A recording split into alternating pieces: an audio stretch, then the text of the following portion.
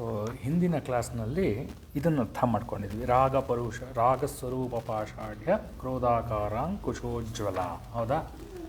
ರಾಗದ ಸ್ವರೂಪವಾಗಿ ಪಾಶವನ್ನು ಮತ್ತು ಕ್ರೋಧದ ಅಂಕುಶವನ್ನು, ಕ್ರೋಧ ಕಂಟ್ರೋಲ್ ಮಾಡೋದಕ್ಕೆ ಅಂಕುಶವನ್ನು ಹಿಡಿದಿದ್ದಾಳೆ ಅಂತ. ಇವತ್ತು ಮನೋರೂಪೇಕ್ಷುಕೋದಂಡ, ಅದನ್ನು ಅರ್ಥ ಮಾಡ್ಕೊಳ್ಳೋಣ. ಮನೋರೂಪೇಕ್ಷುಕೋದಂಡ ಪಂಚತನ್ಮಾತ್ರಸಾಯಕ.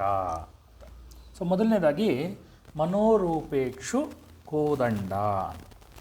ಸೊ ಮನೋರೂಪವಾಗಿ ಯಾವುದನ್ನು ಹಿಡಿದಾಳೆ? ಅಕ್ಷು. ಅಕ್ಷು ಅಂದರೆ ಕಬ್ಬಿಣದ ಜಲ್ಲೆ, ಅಕ್ಷು, ಅದನ್ನು ಹಿಡಿದಾಳೆ. ಅದನ್ನು ಮನೋರೂಪವಾಗಿ ಹಿಡಿದಾಳೆ. ಯಾಕೆ ಪ್ರಾಕ್ಟಿಕಲ್ಲಾಗಿ ಹಿಡಿದಿದ್ದಾಳೆ? ನನಗೂ ಅದಕ್ಕೆ ಅಥೆಂಟಿಕೇಟೆಡ್ ಇನ್ಫಾರ್ಮೇಷನ್ ಸಿಗಲಿಲ್ಲ. ಬಟ್ ಒಂದು ಲಿಂಕ್ಡ್ ಇನ್ಫಾರ್ಮೇಷನ್ ಸಿಕ್ತು. ಏನು ಅಂದರೆ, ಆ ಹಿಡಿದಿರುವಂತಹ ಕಬ್ಬು ಕಂದು ಮತ್ತು ಹಳದಿ ಬಣ್ಣದ್ದು. ನೀವು ನೋಡಿರಬಹುದು, ಕೆಲವು ಕಬ್ಬುಗಳು ಕೆಳಗಡೆ ಕಂದು ಹಳದಿ, ಕಂದು ಹಳದಿ ಆ ಥರ ಇರುತ್ತೆ. ಸೊ ಅದನ್ನು ಏನಂತ ಕರೀತಾರೆ ಅಂದರೆ ಪುಂಡ್ರೇಕ್ಷು ಅಂತ ಕರೀತಾರೆ. ಆ ಥರ ಕಬ್ಬನ್ನು ಪುಂಡ್ರೇಕ್ಷು ಅಂತ ಕರೀತಾರೆ. ಕಾಮನ್ ವರ್ಡಲ್ಲಿ ಏನಂತ ಕರೀತಾರೆ ಅಂದರೆ ದಾಸ ಕಬ್ಬು ಅಂತ ಕರೀತಾರಂತೆ. ದಾಸ ಕಬ್ಬು. ಸೊ ಬ್ರೌನ್ ಕಲರು ಮತ್ತು ಯೆಲ್ಲೋ ಕಲರು. ಸೊ ಇದು ಏನನ್ನು ಹೇಳುತ್ತೆ ನಮಗೆ ಅಂದರೆ ಮನಸ್ಸನ್ನು ಸಂಕೇತ ಮಾಡುತ್ತೆ ಅಂತಾರೆ. ಯಾವ ಥರ ಅಂದರೆ ಮನಸ್ಸಿನ ಏನಂತಾರೆ, ಮೇನ್ ಕೆಲಸ ಏನು ಅಂದರೆ, ಮನಸ್ಸಿನ ಕೆಲಸ ಏನು ಅಂದರೆ ಸಂಕಲ್ಪ ಮತ್ತು ವಿಕಲ್ಪ. ಓಕೆನಾ? ಸಂಕಲ್ಪ ಮಾಡುವಂಥದ್ದು ಮತ್ತು ವಿಕಲ್ಪವಾಗುವಂಥದ್ದು, ಇದು ಮನಸ್ಸಿನ ಕೆಲಸ. ಅದರ ರೂಪವಾಗಿ ಕಬ್ಬಿನ ಜಲ್ಲೆಯನ್ನು ಹಿಡಿದಿದ್ದಾಳೆ ಅಂತ. ಇನ್ನೂ ಒಂದು ಕಡೆ, ಕೆಲವು ಕಡೆ ಉದಾಹರಣೆಯನ್ನು ಕೊಡ್ತಾರೆ. ಏನಂದರೆ, ಆ ಕಬ್ಬನ್ನು ಚೆನ್ನಾಗಿ ಹಿಂಡಿದ್ರೆ, ಓಕೆ, ಆ ರಸ ಬರುತ್ತಲ್ಲ, ಅದು ಅಮೃತದ ಸಮಾನವಾಗಿರುತ್ತೆ. ಸೊ ಅದೇ ಥರ ಮನಸ್ಸಿಗೆ ನೀವು ಚೆನ್ನಾಗಿ ಕೆಲಸ ಕೊಟ್ಟರೆ, ಅದು ಹಿಂಡಿದಾಗ, ಮನಸ್ಸನ್ನು ಚೆನ್ನಾಗಿ ಹಿಂಡಿದಾಗ ಜ್ಞಾನವಾಗಿ ಆಚೆ ಬರುತ್ತೆ ಅಂತ ಒಂದು ಕಡೆ ಉದಾಹರಣೆ. ಬಟ್ ಎಕ್ಸಾಕ್ಟ್ಲಿ ಪ್ರಾಕ್ಟಿಕಲ್ಲಾಗಿ ಏನಕ್ಕೆ ಅದೇ ಕಬ್ಬನ್ನು ಇದು ಮಾಡಿದ್ದಾರೆ ಅಂದರೆ, ಒಂದು ಎಕ್ಸ್ಪ್ಲನೇಷನ್ ನನ್ನ ಕಡೆಯಿಂದ, ಕಂದು ಮತ್ತು ಹಳದಿ ಬಣ್ಣ ಇದೆಯಲ್ಲ, ಅದು ಸಂಕಲ್ಪ ಮತ್ತು ವಿಕಲ್ಪಗಳನ್ನು ಸೂಚಿಸುತ್ತೆ ಅನ್ನೋದು. ಬಟ್ ಅಥೆಂಟಿಕೇಟೆಡ್ ನೀವು ಕೇಳಿದ್ರೆ ನನಗೂ ಸಿಕ್ಕಿಲ್ಲ ಇಲ್ಲಿ, ಇರಬಹುದು ಅನ್ನೋದು ಜಲ್ಲೆಯನ್ನು. ಓಕೆನಾ? ಅದಕ್ಕೋಸ್ಕರ ಕಬ್ಬಿನ ಜಲ್ಲೆಯನ್ನು ಹಿಡಿದಿದ್ದಾಳೆ ಅಂತ. ಈ ಸಂಕಲ್ಪ ಅನ್ನೋದು ಗೊತ್ತಾಗ್ಬಿಡತ್ತೆ, ಮನಸ್ಸಿಗೇನೋ ಅನ್ನಿಸ್ತು ಮಾಡಬೇಕು. ಈ ವಿಕಲ್ಪ ಅಂದರೆ ಏನು ಅನ್ನೋದು ಅರ್ಥ ಮಾಡ್ಕೋಬೇಕು. ಇದು ಯೋಗದಲ್ಲಿ ಬರುವಂತಹ ಶಬ್ದ ಮತ್ತು ವಿವೇಕ ಚೂಡಾಮಣಿಯಲ್ಲಿ ಬರುವಂತಹ ಕೂಡ ಶಬ್ದ ವಿಕಲ್ಪ ಅಂತ. ಓಕೆನಾ? ಅದನ್ನು ನಾವೇನಂತ ಕರಿತೀವಿ ಅಂದರೆ ವೃತ್ತಿಗಳು ಅಂತ ಕರಿತೀವಿ. ಅದನ್ನು ಪಂಚವೃತ್ತಿಗಳು ಅಂತ ಹೇಳ್ತಾರೆ. ಏನು? ಪ್ರಮಾಣ, ವಿಪರ್ಯಯ, ವಿಕಲ್ಪ, ನಿದ್ರಾ, ಸ್ಮೃತಯ.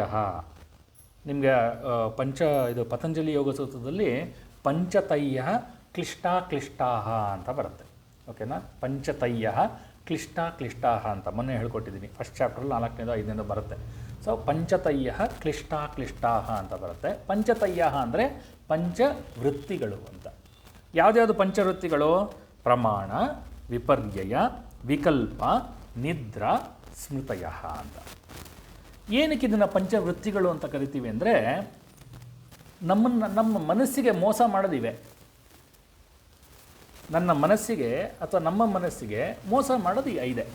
ಏನು? ಮೊದಲನೇದು ಪ್ರಮಾಣ. ನಾವೇನು ಅಂದ್ಕೊಂಡ್ಬಿಡ್ತೀವಿ? ಏನೋ ಒಂದು ನೋಡಿದ ತಕ್ಷಣ ಇದು ಅದೇ ಅಂದ್ಕೊಂಡ್ಬಿಡ್ತೀವಿ. ಅಂದರೆ ಫಾರ್ ಎಕ್ಸಾಂಪಲ್ಲು, ಓಕೆನಾ, ನನಗೆ ಇವಾಗ ಇದು ಕಾಣಿಸ್ತಾ ಇದೆ, ಇದು ಓಕೆನಾ, ಇದು ಟೇಬಲ್ಲು. ನನಗಷ್ಟೇ, ನಾನು ಚಿಕ್ಕ ಹುಡುಗ ಆಗಿದ್ದಾಗಿಂದ ನನಗಿದು ಟೇಬಲ್ ಅಷ್ಟೇ.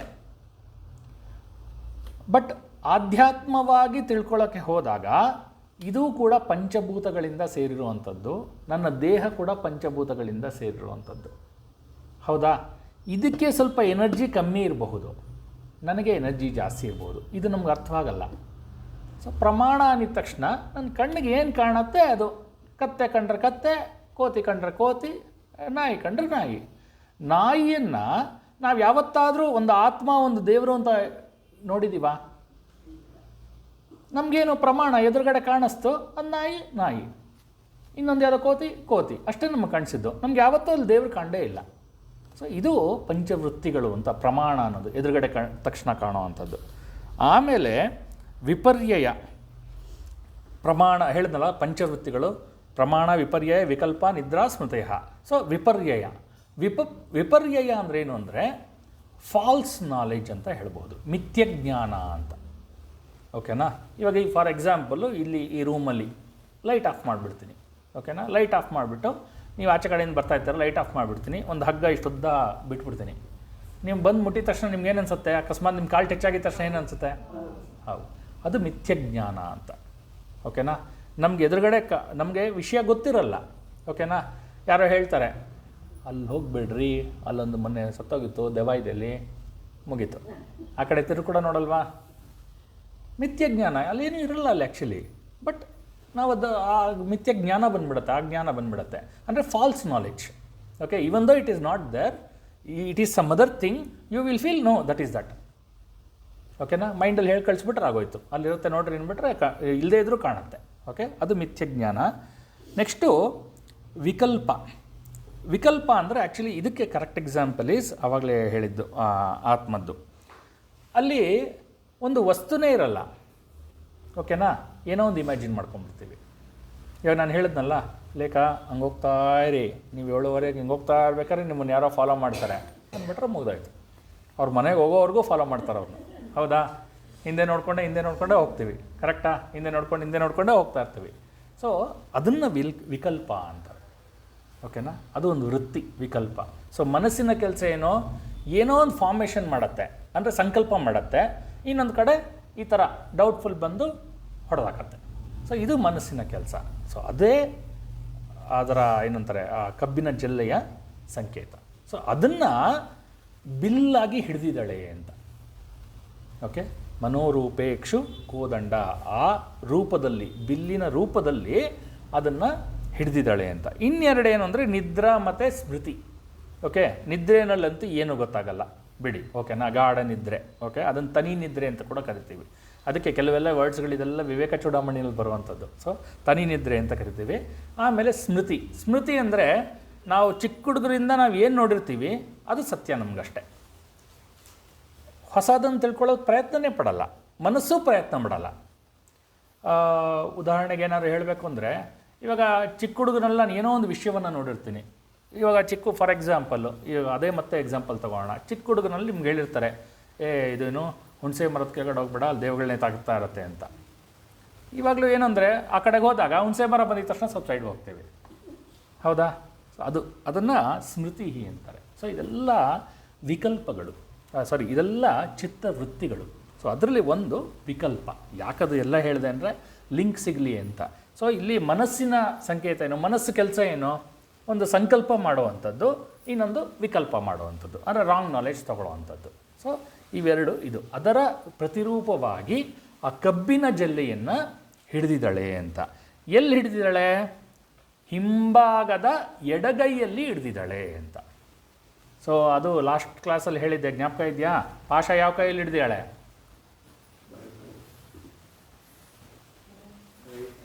ಹಾಂ, ಎಡಗೈ.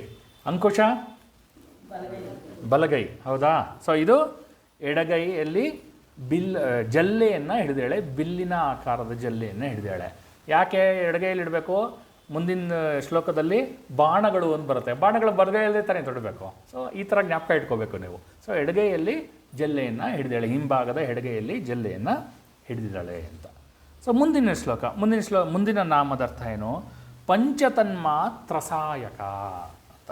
ಇಲ್ಲಿ ಸಾಯಕ ಅಂದರೆ ಬಾಣ ಅಂತ. ಎಷ್ಟಿದೆ ಬಾಣಗಳು? 5 ಬಾಣಗಳಿದೆ ಅಂತ. ಬಾಣ ಇದನ್ನು ಸಾಯಕ ಅಂದರೆ ಬಾಣ. ಎಷ್ಟಿದೆ? 5 ಬಾಣಗಳು ಅಂತ. ಯಾವ್ದ್ಯಾವ್ದಾದ 5 ಬಾಣಗಳು? ಒಂದು, ಇದನ್ನು ಅರಿಷಡ್ವರ್ಗ ಅಂತ ಕೂಡ ಕರೀತಾರೆ ಯೋಗದ ಭಾಷೆಯಲ್ಲಿ. ಒಂದು ಶಬ್ದ, ಸ್ಪರ್ಶ, ರೂಪ, ರಸ, ಗಂಧ. ಇವೇ 5 ಬಾಣಗಳು ಅಥವಾ ತನ್ಮಾತ್ರೆಗಳು ಅಂತ ಕರೀತಾರೆ, ಅಥವಾ ಅರಿಷಡ್ವರ್ಗಗಳು ಅಂತ. ಶಬ್ದ, ಸ್ಪರ್ಶ, ರೂಪ, ರಸ, ಗಂಧ. ಏನಕ್ಕಪ್ಪ ಇದು ಹಿಡಿದಿದ್ದಾಳೆ? ಅದು ಇಂಪಾರ್ಟೆಂಟು. ನಾವೆಲ್ಲ ದಬಾಕೊಳ್ಳೋದು ಇದರಲ್ಲೇ. ಓಕೆನಾ? ಶಬ್ದ, ಸ್ಪರ್ಶ, ರೂಪ, ರಸ, ಗಂಧ. ಅದಕ್ಕೆ ವಿವೇಕ ಚೂಡಾಮಣಿನಲ್ಲಿ ಒಂದು ಉದಾಹರಣೆಯನ್ನು ಕೊಡ್ತಾರೆ. ಏನು ಹೇಳ್ತಾರೆ ವಿವೇಕ ಚೂಡಾಮಣಿನಲ್ಲಿ ಅಂದರೆ, ಶಬ್ದಾದಿಭಿ ಪಂಚಭಿರೇವ ಪಂಚತ್ವಮಾಪು ಸ್ವಗುಣೇನ ಬದ್ಧಾ ಕುರಂಗ ಮಾತಂಗ ಪತಂಗ ಮೀನ ಭೃಂಗಾನರ ರಂಜಿತ ಕಿಂ ಅಂತ. ಅಂದರೆ ನೋಡಿ, ಹೇಳಿದಾರಲ್ಲ, ಕುರಂಗ, ಮಾತಂಗ ಮತ್ತು ಪತಂಗ, ಮೀನ, ಭೃಂಗ 5 ಪ್ರಾಣಿಗಳ ಹೆಸರನ್ನು ಹೇಳಿದ್ದಾರೆ. ಸೊ ಮೊದಲನೇದು ಕುರಂಗ. ಕುರಂಗ ಅಂದರೆ ಜಿಂಕೆ. ಜಿಂಕೆಯನ್ನು ಬೇಟೆಯಾಡಬೇಕಾದ್ರೆ ಏನು ಮಾಡ್ತಾರೆ ಅಂದರೆ, ಬೇರೆ ಥರನಾದ ಶಬ್ದವನ್ನು ಮಾಡ್ತಾರೆ. ಇವಾಗ ಉದಾಹರಣೆಗೆ, ಇವಾಗ ಬೆಕ್ಕನ್ನು ಕರಿಬೇಕಾದ್ರೆ ಹೆಂಗೆ ಮಾಡ್ತೀರಾ? ಬೆಕ್ಕನ್ನು ಕರಿಬೇಕಾದ್ರೆ ಆ ಶಬ್ದ ಅಲ್ವಾ? ಅದೇ ಥರ ಜಿಂಕೆಗೆ ಒಂದು ಚಿಕ್ಕದಾದ ಕೊಳಲಿನ ನಾದ ಥರದೊಂದು ಶಬ್ದ ಬರುತ್ತೆ. ಆ ಶಬ್ದವನ್ನು ಮಾಡ್ತಾ ಇದ್ದರೆ ಜಿಂಕೆ ಕೇಳಿಸ್ಕೊಂಡು ಅಲ್ಲೇ ನಿಲ್ಲುತ್ತೆ. ಇಮ್ಮಿಡಿಯೇಟಾಗಿ ಬೇಟೆಗಾರ ಏನು ಮಾಡ್ತಾನೆ, ಹೋಗ್ತಾನೆ, ಬಲೆ ಹಾಕ್ತಾನೆ ಅಥವಾ ಅದಕ್ಕೆ ಬಾಣವನ್ನು ಹೊಡಿತಾನೆ, ಸಾಯಿಸ್ತಾನೆ. ಓಕೆ, ಸೊ ನೋಡಿ, ಒಂದೇ ಒಂದು ಏನೋ ಅದೇನೋ ಶಬ್ದ. ಓಕೆ, ಒಂದೇ ಒಂದು ಶಬ್ದದಿಂದ ಅದು ತನ್ನ ಜೀವಕ್ಕೆ ಹಾನಿಯನ್ನು ಮಾಡಿಕೊಡ್ತು. ಹೌದಾ? ಅದೇ ಥರನೇ ಮಾತಂಗ. ಮಾತಂಗ ಅಂದರೆ ಆನೆ ಅಂತ. ಓಕೆ, ಮಾತಂಗ ಅಂದರೆ ಆನೆ ಅಂತ. ಆನೆ ಹೆಂಗೆ ಹಿಡಿತಾರೆ ಗೊತ್ತಿರುತ್ತಲ್ಲ ನಿಮಗೆ? ಹೆಣ್ಣಾನೆಯನ್ನು ಟ್ರೈನ್ ಮಾಡಿರ್ತಾರೆ. ಓಕೆನಾ? ಹೆಣ್ಣಾನೆಯನ್ನು ಕರ್ಕೊಂಡು ಹೋಗ್ತಾರೆ. ಆ ಸ್ಪರ್ಶ ಸುಖಕ್ಕೆ ಗಂಡಾನೆ ಇನ್ನೊಂದು ಆನೆ ಓಡಿ ಬರುತ್ತೆ. ಅದು ಓಡಿ ಬರೋ ಟೈಮಲ್ಲಿ ಒಂದು ಖೆಡ್ಡವನ್ನು ತೋಡಿರ್ತಾರೆ, ಅದರಲ್ಲಿ ಬೀಳೋಂಗೆ ಮಾಡ್ತಾರೆ ಸ್ಪರ್ಶ ಸುಖಕ್ಕೆ. ಓಕೆನಾ? ಸೊ ಅಲ್ಲಿ ಸ್ಪರ್ಶ. ಓಕೆ, ಸ್ಪರ್ಶದಿಂದ ಆನೆ ಖೆಡ್ಡಕ್ಕೆ ಬಿತ್ತು. ಓಕೆನಾ? ನೆಕ್ಸ್ಟು ಪತಂಗ. ಪತಂಗ ಅಂದರೆ ಮಿಡತೆ ಅಂತ. ಪತಂಗ ಅಂದರೆ ಚಿಟ್ಟೆ ಅಥವಾ ಮಿಡತೆ. ನೀವು ನೋಡಿರಬಹುದು, ಒಂದ್ಸಲಿ ನೀವು ನಾರ್ಮಲ್ ಅಣತೆದು ದೀಪ ಇಟ್ಟರೆ, ದೀಪಾವಳಿ ಟೈಮಲ್ಲಿ ನೋಡಿರ್ಬೋದು, ದೀಪ ಇಟ್ಟರೆ ಅದೇ ಹೋಗಿ ಅದ್ರ ಸುತ್ತ ಆ ದೀಪದಲ್ಲೇ ಬಿದ್ದು ಸತ್ತೋಗುತ್ತೆ. ಹೌದಾ? ಅದಕ್ಕೇನೋ ರೂಪ ಕಾಣಿಸುತ್ತೆ, ಚೆನ್ನಾಗಿರೋ ರೂಪ ಕಾಣಿಸುತ್ತೆ. So it get attracted to ರೂಪ. ಓಕೆ, ಅಲ್ಲಿ ಹೋಗಿ ಅಲ್ಲಿ ಬಿದ್ದು ಸಾಯುತ್ತೆ. ಸೊ ಅದು ಪತಂಗ. ಆಮೇಲೆ ಮೀನ. ಮೀನ ಅಂದರೆ ಮೀನು. ಓಕೆನಾ? ಸೊ ಮೀನಿಗೆ ಏನು ಮಾಡ್ತೀವಿ, ಹೆಂಗೆ ಹಿಡಿಯೋದು ಮೀನನ್ನ? ಗಾಳದಲ್ಲಿ ಏನಾಗ್ತಾರೆ? ಗಾಳದಲ್ಲಿ ಕೊಕ್ಕೆಗೆ ಏನಾಗ್ತಾರೆ? ಹುಳ ಹಾಕ್ತಾರೆ. ಟೇಸ್ಟು. ಹುಳ ಹಾಕ್ತಾರೆ. ಹುಳ ಹಾಕ್ಬಿಟ್ಟಿರ್ತಾರೆ. ಸೊ ಅದಕ್ಕೇನು ರುಚಿ ಅಥವಾ ರಸ, ಅದನ್ನು ಅಟ್ರ್ಯಾಕ್ಟ್ ಆಗಿಬಿಟ್ಟು ಹೋಗಿ ಅದು ಸಾಯುತ್ತೆ. ಇನ್ನೊಂದು ಭೃಂಗ. ಭೃಂಗ ಅಂದರೆ ದುಂಬಿ ಅಂತ. ಓಕೆನಾ? ದುಂಬಿ. ಇದು ಸ್ಮೆಲ್ಲು. ಬಟ್ ಇದು ನನಗೆ ಅಥೆಂಟಿಕೇಟೆಡ್ ಇನ್ಫಾರ್ಮೇಷನ್ ಇಲ್ಲ. But there is a information. ಏನು ಅಂದರೆ ಅಥೆಂಟಿಕೇಟೆಡ್ ಇನ್ಫಾರ್ಮೇಷನ್ ಅಂದರೆ ಇದಕ್ಕೆ ನನಗೆ ಸೈಂಟಿಫಿಕ್ ರೀಸನ್ ನನಗೂ ಗೊತ್ತಿಲ್ಲ, ಹುಡುಕ್ದೆ, ಬಟ್ ಸಿಕ್ಕಿಲ್ಲ. ದುಂಬಿ ಎಲ್ಲ ಹೂಗಳಿಗೂ ಹೋಗಿ ಮಕರಂದವನ್ನು ತರುತ್ತೆ. ಓಕೆ, ಎಲ್ಲ ಹೂಗಳಿಗೂ ಹೋಗಿ ಆ ಹೂವುಗಳನ್ನು ಡಿಸ್ಟರ್ಬ್ ಮಾಡದೆ ಜಸ್ಟ್ ಮಕರಂದವನ್ನು ಹೀರಿ ಬರುತ್ತೆ. ಹೌದು, ಶಬ್ದ ಮಾಡಿಕೊಂಡು ಎಲ್ಲ ಹೋಗಿ ಮಕರಂದವನ್ನು ಹೀರಿ ತರುತ್ತೆ. ಬಟ್ ಶಾಸ್ತ್ರದಲ್ಲಿ ಹೇಳೋ ಪ್ರಕಾರ ಇದಕ್ಕೆ ಯಾವುದಕ್ಕೆ ಇದು ಸೇವಂತಿಗೆ ಹೂವಕ್ಕೆ ಹೋಗಲ್ಲ ಅಂತ. ಸೇವಂತಿಗೆ ಹೂವಕ್ಕೆ ಹೋಗಲ್ಲ ಅಂತ. ಯಾಕೆ ಹೋಗಲ್ಲ ಅಥವಾ ಕಮ್ಮಿ ಯಾಕೆ ಹೋಗಲ್ಲ ಅಂದರೆ, ಅದು ಸೇವಂತಿಗೆ ಹೂವದ ಮಕರಂದವನ್ನು ತೆಗೆದುಕೊಂಡ್ರೆ, ಆ ಗಂಧವನ್ನು ತೆಗೆದುಕೊಂಡ್ರೆ ಅದು ಸತ್ತೋಗತ್ತಂತೆ. ನನಗೆ ಅಥೆಂಟಿಕೇಟೆಡ್ ಸೈಂಟಿಫಿಕ್ ಇನ್ಫಾರ್ಮೇಷನ್ ನಂಗೆ ಗೊತ್ತಿಲ್ಲ. ಶಾಸ್ತ್ರದ ಪ್ರಕಾರ ಇದು ಹೇಳೋ ಅಂಥದ್ದು ಸೇವಂತಿಗೆ ಹೂವು. ಸೊ ಅದು ರಸದಿಂದ ಅಂದರೆ ಆ ಗಂಧದಿಂದ ತನ್ನ ಪ್ರಾಣವನ್ನು ಕಳ್ಕೊಳ್ಳುತ್ತೆ. ನೋಡಿ, ಎಲ್ಲ ಪ್ರಾಣಿಗಳು ಒಂದೊಂದೇ ಅರಿಷಡ್ವರ್ಗ. ಹೌದಾ? ಒಂದರಲ್ಲಿ ಶಬ್ದದಿಂದ ಸಾಯುತ್ತೆ, ಇನ್ನೊಂದು ಸ್ಪರ್ಶದಿಂದ ಸಾಯುತ್ತೆ, ಇನ್ನೊಂದು ರೂಪದಿಂದ ಸಾಯುತ್ತೆ, ಇನ್ನೊಂದು ರಸದಿಂದ ಸಾಯುತ್ತೆ, ಇನ್ನೊಂದು ಗಂಧದಿಂದ ಸಾಯುತ್ತೆ. ಓಕೆನಾ? ಸೊ ಇದೆಲ್ಲ ಒಂದೊಂದೇ. ಬಟ್ ಮನುಷ್ಯನಿಗೆ ಈ 5 ಯಾವಾಗಲೂ ಆ್ಯಕ್ಟಿವ್ ಆಗಿರುತ್ತಾ? ಮನುಷ್ಯನಿಗೆ 5 ಆ್ಯಕ್ಟಿವ್ ಆಗಿರುತ್ತೆ. ಅದನ್ನೇ ಹೇಳೋದು. ಇನ್ನು ಮನುಷ್ಯನ ಕತೆ ಏನು? ಸೊ ಅದನ್ನು ಕಂಟ್ರೋಲ್ ಮಾಡುವಂತಹ ಶಕ್ತಿ ಲಲಿತೆಗೆ ಇದೆ. ಅದಕ್ಕೆ ನೀವು ಅರ್ಥ ಮಾಡ್ಕೋಬೇಕಾದ್ರೆ, ಒಂದು ಅದನ್ನು ಕಂಟ್ರೋಲ್ ಮಾಡಿಸ್ತಾಳೆ. ಇಲ್ವಾ, ನೀನು ತರಲೆ ಮಾಡ್ತಾಯಿದ್ರೆ ಆ ಬಾಣವನ್ನು ಬಿಡ್ತಾಳೆ. 5 ಬಾಣ ಇದೆ, ಯಾವ್ದು ಬೇಕಾದ್ರೂ ಬಿಡ್ಬೋದು. ಓಕೆ, ಯಾವ್ದು ಬಿಟ್ಟರು ಒಂದಕ್ಕೆ ಯಾವ ಬದುಕಿಲ್ಲ. ಓಕೆ, ಯಾವ್ದಾದ್ರು ಒಂದು ಬಿಟ್ಟರೆ ಸಾಕು ಇದರಲ್ಲಿ ಯಾವುದೋ ಬಾಣ ಸೊ ಅದ್ರ ಪಾಡ್ಗದು ನಾಶ ಆಗ್ತೀಯ ಅಂತ. ಇಲ್ಲಾಂದರೆ ಕಂಟ್ರೋಲ್ ಮಾಡಿಕೊಳ್ಳುವಂತಹ ಶಕ್ತಿಯನ್ನು ಪಡ್ಕೊತೀಯ ಅಂತ. ಓಕೆನಾ? ಸೊ ಅದೇ ಹೇಳೋದು, ಈ ಮನುಷ್ಯ ಅನ್ನೋನು ಯಾವಾಗ ಈ 5 ಬಾಣಗಳಿಗೆ ಎಫೆಕ್ಟ್ ಆಗ್ತಾನೆ ಆವಾಗ ಅವನು ಆತ್ಮಸ್ವರೂಪದ ಚಿಂತನೆ ಮಾಡೋದಕ್ಕಾಗಲ್ಲ. ಇವಾಗ ನೀವೇ ಜಸ್ಟ್ ಎಕ್ಸಾಂಪಲ್ ಯೋಚನೆ ಮಾಡಿ.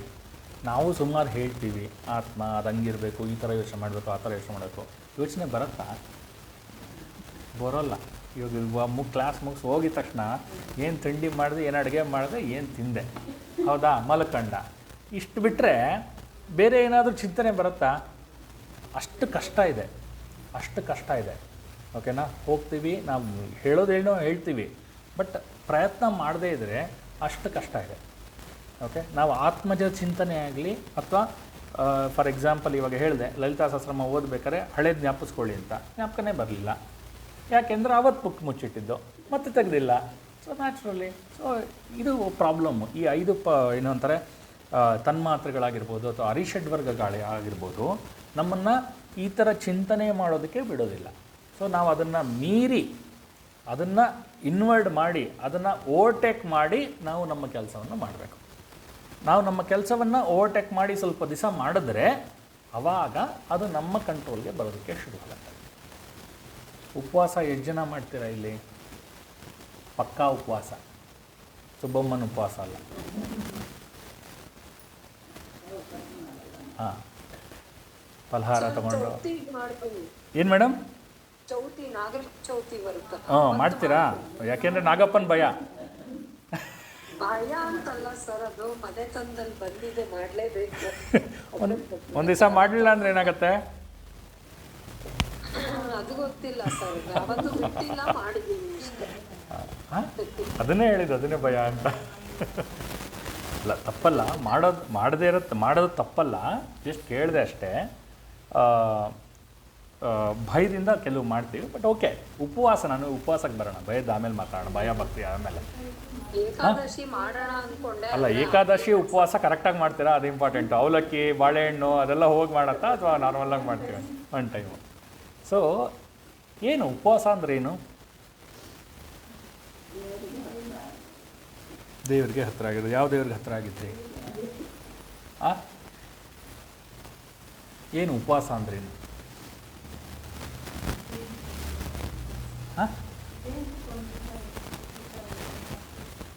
ಗೊತ್ತಾಗಿಲ್ಲ, ಜೋರಾಗಿ ಪರವಾಗಿಲ್ಲ. ದೇಹಕ್ಕೆ ರೆಸ್ಟ್ ಕೊಡೋದು. ಓಕೆ, ಉಪವಾಸ ಅಂದರೆ. ಇನ್ನೇನಾದರೂ ಉಪವಾಸ ಅಂದ್ರೇನು? ಉಪವಾಸ ಅಂದ್ರೆ ಬೇರೆ ಒಂದು ರೀತಿ ಬದುಕೋದು, ನಾರ್ಮಲ್ ಆಗಿ ಬಿಟ್ಟು. ನೀವು ಮಹಾಕುಂಭಕ್ಕೆ ಹೋಗಿ ಬಂದ್ಬಿಟ್ಟಿದ್ರೆ ಏನೇನೋ ಹೇಳ್ತಾ ಇದ್ರೆ ಬಿಡಿ. ಅಲ್ಲ, ಬೇರೆನೇ ರೀತಿ ಬದುಕೋದು ಅಂದ್ರಲ್ಲ, ಸೊ ಅದಕ್ಕೋಸ್ಕರ ಅಲ್ಲೋಗಿ ನೋಡ್ಕೊಂಡ್ ಬಂದಿದ್ದೀರಲ್ಲ, ಅದಕ್ಕೋಸ್ಕರ ಅದು ಮಾಡ್ತಿರ್ತೀವಲ್ಲ. ಹೌದು. ಅವತ್ತು ಒಂದು ದಿವಸ ಭಗವಂತನ ಸಾನ್ನಿಧ್ಯ ಇರ್ಲಿ ಅಂತ ಒಂದು ಧ್ಯಾನ ಮಾಡ್ತಾ, ಅದು ಉಪವಾಸ. ಅದನ್ನೇ ಹೇಳಿದ್ದೆ ಮೇಡಮ್. ನೋಡಿ ಮೇಡಮ್ ಆಶೀರ್ವಾದ ತಗೊಂಡ್ಬಂದ್ಬಿಟ್ಟಿದಾರಂತೆ, ಹೇಳ್ತಾ ಇದ್ದಾರೆ. ಉಪವಾಸ ಅಂದರೆ, ಅಂದರೆ ಹತ್ತಿರ ಅಂತ. ಓಕೆನಾ? ಆವಾಸ ಅಂದರೆ ಅಲ್ಲಿ ಇರೋದು ಅಂತ. ಉಪ ಅಂದರೆ ಹತ್ತಿರ, ಆವಾಸ ಅಂದರೆ ಇರೋದು ಅಲ್ಲಿ ಅಂತ. ಯಾವ್ದು ಹತ್ತಿರ ಇರೋದು? ಆತ್ಮದ ಹತ್ತಿರ. ಓಕೆ, ಅದನ್ನು ನಾವು ಉಪವಾಸ ಅಂತ ಕರಿತೀವಿ. ಉಪವಾಸ ಅಂದರೆ ಹಾಗೆ ಮಾಡಬೇಕು. ಯಾವುದೋ ದೇವರ ಹತ್ತಿರ ಅಲ್ಲ, ಇಲ್ಲಿರುವಂತಹ ದೇವರ ಹತ್ತಿರ. ಹೆಂಗೆ ಸರ್ ಹತ್ರ ಆಗತ್ತೆ ಕೇಳ್ಬೋದು ನೀವು. ಹೆಂಗೆ ಹತ್ರ ಆಗತ್ತೆ? ನಾವು ಉಪವಾಸ ಮಾಡಿದ್ರೆ ಇಲ್ಲಿರೋ ದೇವ್ರಿಗೆ ಹೆಂಗೆ ಹತ್ರ ಆಗ್ತೀವಿ? ಉಪವಾಸ ಪಕ್ಕಾ ಮಾಡಿರೋರಿಗೆ ಗೊತ್ತಿರತ್ತೆ, ಅಭ್ಯಾಸ ಮಾಡಿರೋರಿಗೆ. ಏನಾಗುತ್ತೆ ನಿಮಗೆ ಅಂದರೆ, ನೋಡಿ, ನೀವು ಜನರಲ್ಲಾಗಿ ಇವತ್ತು ನಾಳೆ ಮಾಮೂಲಿ ದಿವಸಗಳಲ್ಲಿ ಏನು ಅಂದರೆ, ನಮ್ಮ ಎಲ್ಲ ಇಂದ್ರಿಯಗಳು ಹೊರಮುಖವಾಗಿ ನೋಡ್ತಾ ಇರುತ್ತೆ. ಕಣ್ಣಿನೇನೋ ನೋಡುತ್ತೆ, ಕಿವಿ ಏನೋ ಕೇಳಿಸ್ಕೊಳತ್ತೆ, ಕೈ ಏನೋ ಮಾಡುತ್ತೆ, ರುಚಿ ಏನೋ ಪಾನಿಪುರಿ ಮಸಾಲೆ ಪುರಿ ತಿನ್ನುತ್ತೆ. ಎಲ್ಲ ಇಂದ್ರಿಯಗಳು ಹೊರಮುಖವಾಗಿ ಕೆಲಸ ಮಾಡ್ತಾ ಇರುತ್ತೆ. ಉಪವಾಸದ ದಿವಸ ಏನಾಗುತ್ತೆ ಅಂದರೆ, ಎಲ್ಲವೂ ಒಳಮುಖವಾಗತ್ತೆ. ನೀವು ಕೇಳ್ಬೋದು ಹೆಂಗೆ ಒಳಮುಖವಾಗತ್ತೆ ಅಂತ. ಇಮ್ಯಾಜಿನ್ ಮಾಡಿ, ನೀವು ಕಟ್ಟುನಿಟ್ಟು ಉಪವಾಸ ಇದ್ದೀರಾ ಅಂತ ಅಂದ್ಕೊಳ್ಳಿ. ಓಕೆ, ಆವತ್ತಿನ ದಿವಸ ಬರ್ತೀನಿ ಮೇಡಮ್, ಬನ್ನಿ ಮೇಡಮ್, ಒಂದು ಪಿಕ್ಚರ್ ಬಂದಿದೆ, ಪಿಕ್ಚರ್ಗೆ ಹೋಗೋಣ ಅಂತ ಹೇಳ್ತೀನಿ. ಬರ್ತೀರಾ? ಆಗಲ್ಲ. ಯಾಕೆಂದರೆ ನಿಮಗೆ ಆ ಇಂದ್ರಿಯಗಳು ಅಂಥದ್ದೆಲ್ಲ ಕೇಳೋಕ್ಕೆ ಇಂಟ್ರೆಸ್ಟೇ ಇರಲ್ಲ. It has turned inward. Okay, ಏನೋ ನೋಡಬೇಕು ಅನ್ನೋದು ಆಸೆ ನಿಮಗೂ ಇರಲ್ಲ. ಟ್ರಿಪ್ ಕರ್ಕೊಂಡು ಹೋಗ್ತೀನಿ ಅಂದರೆ ನೋ, ಅಯ್ಯೋ ತಡಿಯಪ್ಪ, ಉಪವಾಸ ಮುಗಿಲ್ಲ, ಆಮೇಲೆ ನೋಡೋಣ.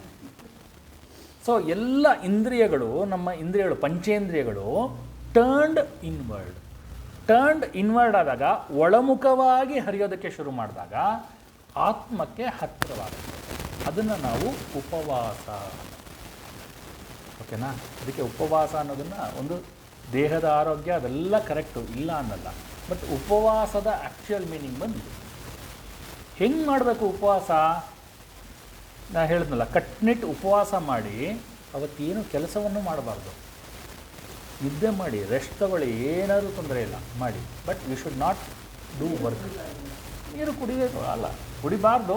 ಬಟ್ ಅದೇ ಹೇಳಿದ್ನಲ್ಲ, ಒಂಚೂರು ನೀರು, ಅಟ್ಲೀಸ್ಟ್ ನೀರಾದರೂ ಕುಡ್ಕೊಂಡು, ಹಾಂ, ಕಟ್ನಿಟ್ಟು ಅಂದರೆ ಆ ಥರ ಮಾಡಬೇಕು. ಮಾಡಿಬಿಟ್ಟು ನೀವು ರೆಸ್ಟ್ ತಗೋಬೇಕು. ಅವತ್ತು ಆ್ಯಕ್ಚುಲಿ ಕೆಲಸಗಳನ್ನು ಮಾಡಬಾರ್ದು.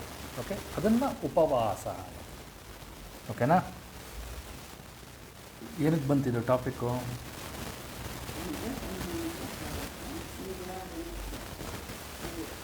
ಶಬ್ದಗಳು, ಏನಂತಾರೆ, ಇದು ಅರಿಷಡ್ವರ್ಗಗಳು. ಸೊ ಪಂಚ ತನ್ಮಾತ್ರಗಳು.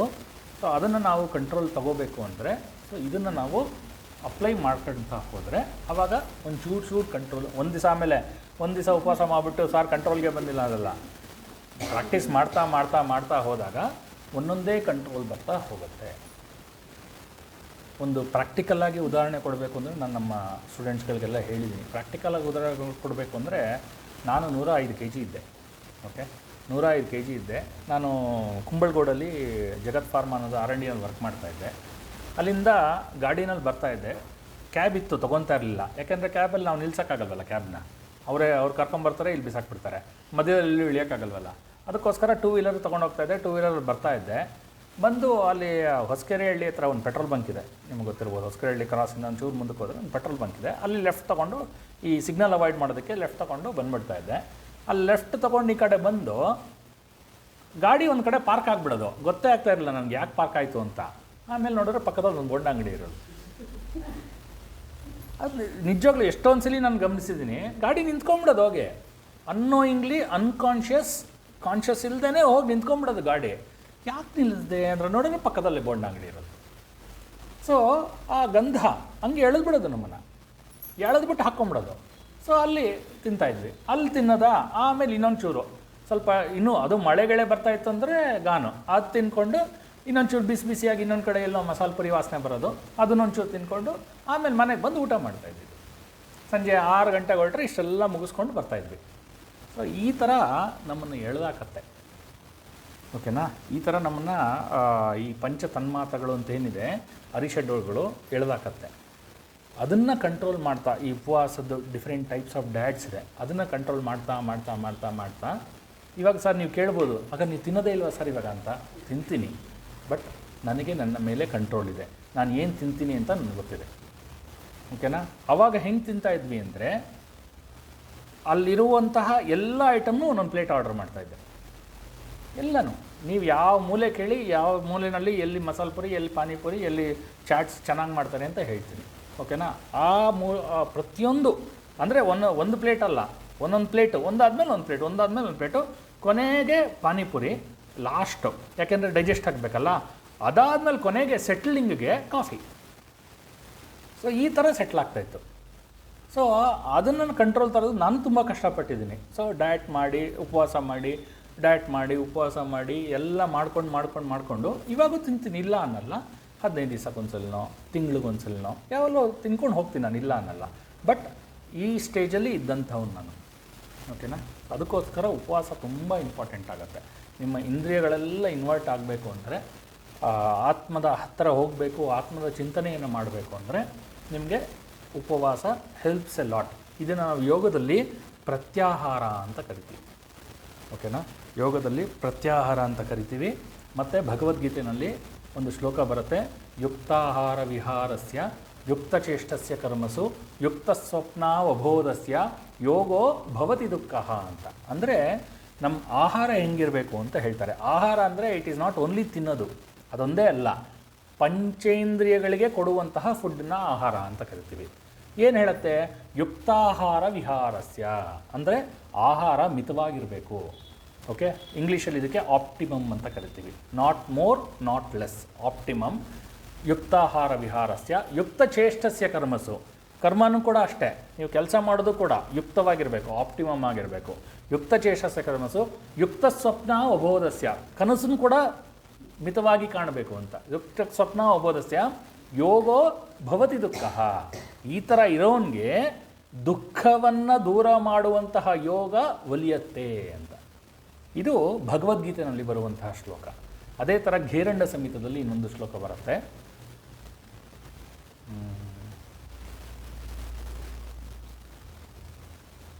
ಇದೆಯಾ? ಹಾಂ, ಓಕೆ.